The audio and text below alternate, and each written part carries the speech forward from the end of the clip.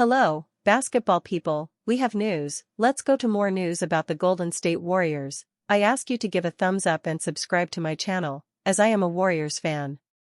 The Warriors have a hole on their roster, which is the lack of a solid big center. The Warriors are interested in signing Jarrett Allen if he becomes available for trade. This could be huge. As the Golden State Warriors seek to solidify their roster this offseason, their primary aim has evidently been to find a center who can offset some of their issues at the position over the past couple of seasons. While the most likely solution lies in signing veteran Al Horford, a recent mock trade from Fadeaway World allows the Warriors to acquire a star-caliber center, Jarrett Allen, while taking advantage of a rival's disadvantageous cap situation. While such a deal would be difficult to pull off financially, and would likely cost Golden State a significant asset or two, Allen's skill set could be exactly what is needed to put the team back into title contention. A deal for Jarrett Allen might not be out of the realm of possibility. As the Warriors head into next season, they presumably have realized that they cannot rely on the undersized Draymond Green or the defensively developing Quinton Post to take on full duties at center for a championship-level team. Therefore, the mock trade from Fadeaway World, which proposes that the Cleveland Cavaliers swap Jarrett Allen for Moses Moody, Gue Santos and a 2028 first-round pick, would be the best possible outcome for Golden State this offseason. Allen, an all-star in 2022, has been one of the most reliable centers in the league for a number of seasons, and, although his offensive impact was down last season, he still averaged 13.5 points, 9.7 rebounds, and 1.9 assists per game. At 6 feet 11 inches, Allen presents a formidable presence in the paint and around the rim and, with a league-leading 70.6 field goal percentage last season, also brings a reliable scoring package to the table. Yet, the Cavaliers, who lost in the second round of the playoffs to the Indiana Pacers, now must face the second apron if they wish to keep their core of Allen, Darius Garland, Donovan Mitchell and Evan Mobley intact. While it would be painful, the team could move on from Allen, who will be entering his final year of a 5-year, $100 million contract before his more hefty extension kicks in order to avoid such a fate. While Moody, who has a cap hit of roughly $11.5 million this offseason, could get the Warriors part of the way there on a deal, a third team would likely need to be involved in order to make the finances work, and a player such as Buddy Hield could be a worthy inclusion. Therefore, while the Cavaliers would gain a young player or two as well the opportunity to avoid hefty luxury tax penalties and financial restrictions, Golden State could nab the exact piece needed to make their roster stronger. Jonathan Kuminga's desired salary that Warriors don't want to pay. Former Warriors forward Jonathan Kuminga remains without a team nearly 2 weeks into the 2025 NBA free agency period. 2 weeks into 2025 NBA free agency, former Golden State Warriors forward Jonathan Kuminga remains without his next team. As one of the biggest names still available, Kuminga's situation is unique in the fact that he is receiving a lot of mainstream media attention without any significant traction in the open market. A return to the Warriors is still possible, but Kuminga's asking price is currently too much for Golden State, according to Jake Fisher on the Stein line. The 22-year-old is reportedly seeking $25 million per year, a figure that is momentarily keeping teams out of the discussion. Kuminga's holding pattern has generated the most media attention to date, Fisher wrote. His agent Aaron Turner has held numerous discussions with Warriors officials in Las Vegas, league sources tell the Stein line, with the hopes of securing a contract, even a short-term contract, that pays at least $25 million in average annual salary, whether that's to stay with the Warriors or switch teams via sign-and-trade. Sources say that the Warriors have expressed reluctance to go that high in price over a long-term agreement while also seeking some level of first-round draft compensation in any theoretical trade that ships Kuminga elsewhere. ClutchPoint's Brett Siegel recently reported on Kuminga's situation, noting that a return to the Warriors is still likely despite these differences. While there has been some interest in Kuminga on the market, most notably by the Sacramento Kings, there has been no traction on a sign-and-trade. Warriors until the end of the offseason. Golden State tendered a $7.9 million qualifying offer that allows it to potentially match any contract he signs as a restricted free agent. While the Warriors are amenable to a reunion, as Siegel previously reported, they simply don't want to give him the money he wants. Golden State owes Stephen Curry, Jimmy Butler, and Draymond Green a combined $139.6 million in 2025 to 2026, per Basketball Reference. That number inflates to $147 million in 2027 to 2028 before all three become unrestricted free agents in the following offseason. The Dubs are already at the $170.8 million luxury tax with just 9 players currently under contract. The Kuminga situation has prevented Golden State from making any moves in free agency thus far. The team reportedly wants to resolve the saga before making any further moves, whether that involves negotiating a reasonable re-signing number, trading him, or allowing the former lottery pick to sign elsewhere. Warriors gifted ideal Gary Payton II replacement thanks to NBA bottom feeder.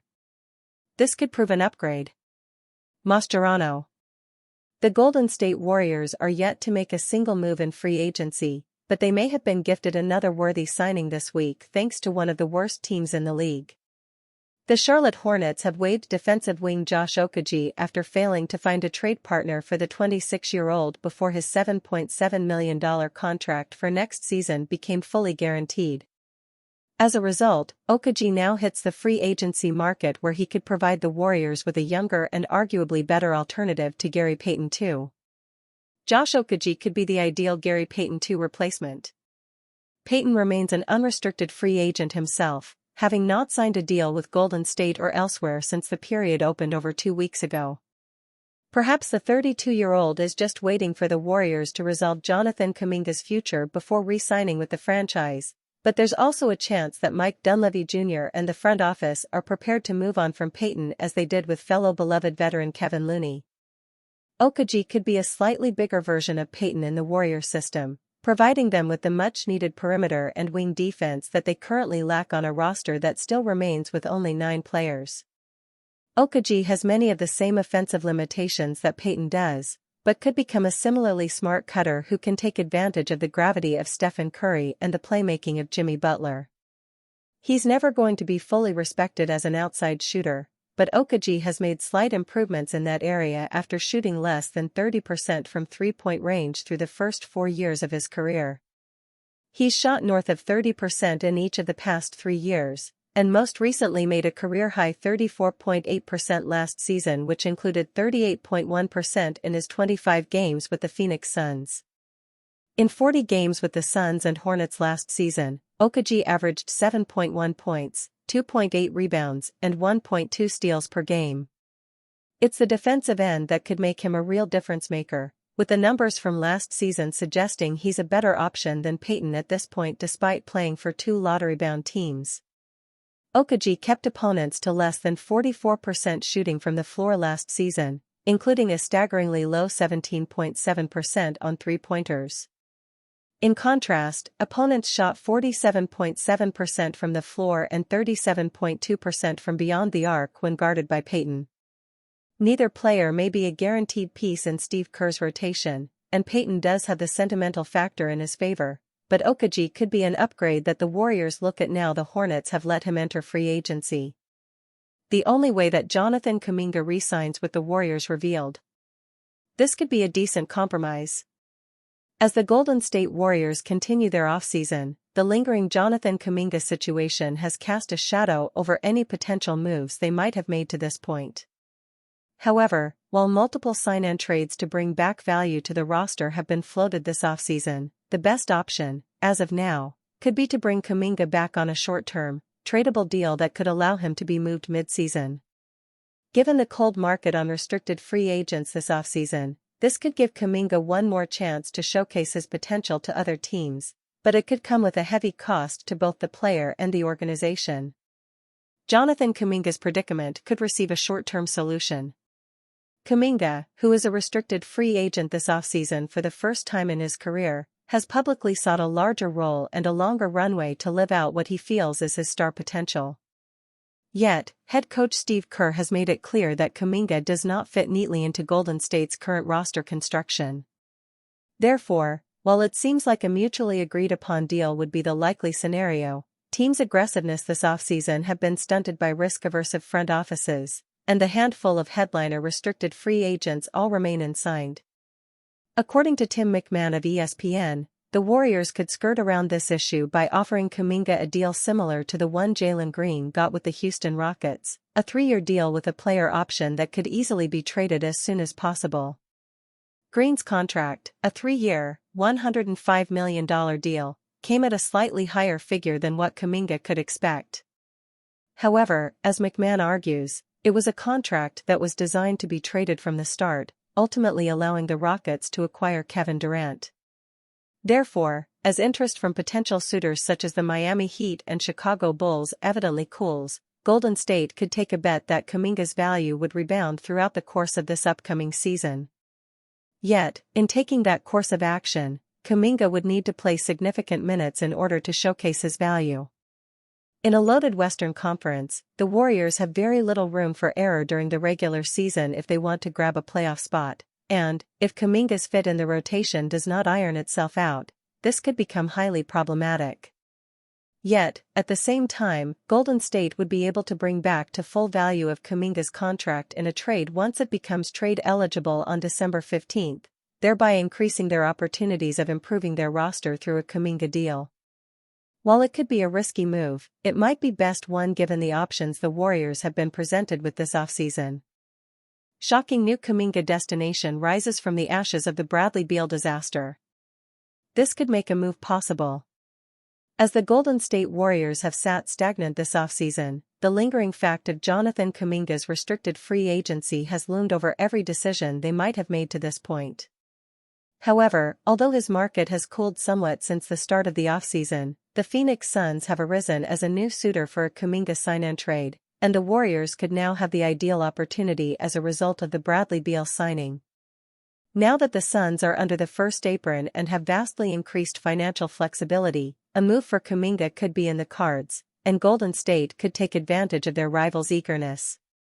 The Phoenix Suns could become the ideal destination for Kuminga. Following a disappointing season in which the Suns missed the playoffs entirely and posted an abysmal 36-46 record, the team has sought to reconstruct their roster around franchise icon Devin Booker. In doing so, they have traded away superstar Kevin Durant to the Houston Rockets and, just yesterday, allowed veteran guard Bradley Beal to complete a buyout and sign with the Los Angeles Clippers. While these two moves have allowed them significant roster flexibility, they have also induced a newfound financial freedom. The Suns are now capable of making a significant trade this offseason to try and work their way back into contention. The first sign of this desire is their newly reported interest in a potential Jonathan Kuminga sign-and trade, according to Jake Fisher of the Stein Line. While Golden State has reportedly sought a return of a young player and a first-round pick in a potential Kuminga deal, such an offer has yet to materialize. While the Suns own none of their own tradable first-round picks, it is possible that the Warriors' front office would be willing to adjust their asking price in order to find an acceptable return for Kuminga this offseason. According to Fisher, Golden State and Phoenix have already considered a trade involving Kuminga during the pre-trade deadline discussions surrounding Durant. However, as a result of Durant's unwillingness to return to the Bay, these talks never materialized. In adding Kuminga, the Suns could bring a dynamic scoring talent to their frontcourt, and, depending on what the potential package going back to the Warriors would be, Kuminga could finally be granted his wish of having a larger role in a team's offense. While it is uncertain whether Phoenix would have the assets necessary to complete a deal, the fact that there are new suitors emerging should be ample cause for excitement for fans of Golden.